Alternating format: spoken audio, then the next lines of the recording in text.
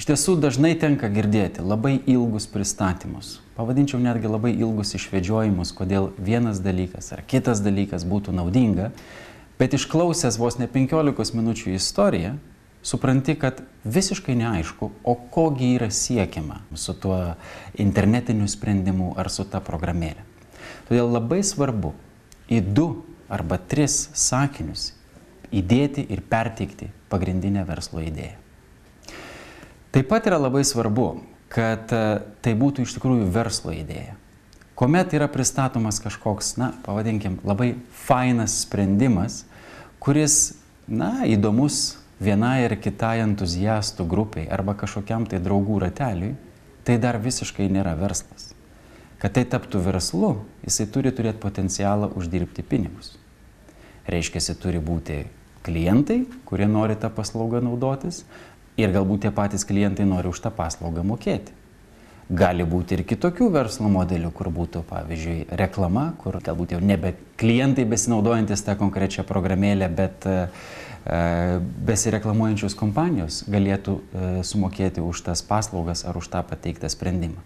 Tačiau verslo idėja už to tikrai turi glūdėti. Šiais laikais yra ir tokių sprendimų, kur galbūt kompanija nebūtinai turi tiesiogiai uždirbti didelės pajamas nuo pat pirmos dienos.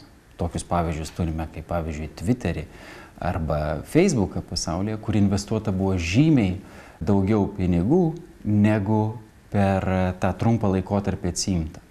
Tačiau yra sukurta didžiulė vartotojų bazė, kuri būtent yra įdomi pasiekti kitoms kompanijoms, reklamos davėjams ir įvairiems panašiems naujiems verslo modeliams. Taip pat labai svarbu, kad jūs aiškiai parodytumėte, kad suprantate, ką jūs darote. Tai yra tiek iš techninės pusės, tiek iš komercinės pusės. Reikia apibūdinti pagrindinius aspektus, kuriuose jūs pateiktumėte informaciją apie savo komandą, galbūt apie technologijas, kurias ketinate naudoti, nes tai iš tikrųjų parodys, jog už idėjos taip pat ir slypi jūsų gebėjimas tą idėją sėkmingai įgyvendinti. Būtų gerai, kad jūs pateiktumėte informaciją apie konkurencinę aplinką. Tai yra, su kuom jūs konkuruojate, kas turi panašų produktą, galbūt kokį produktą ar sprendimą jūsiškis sprendimas tiesiog papildo.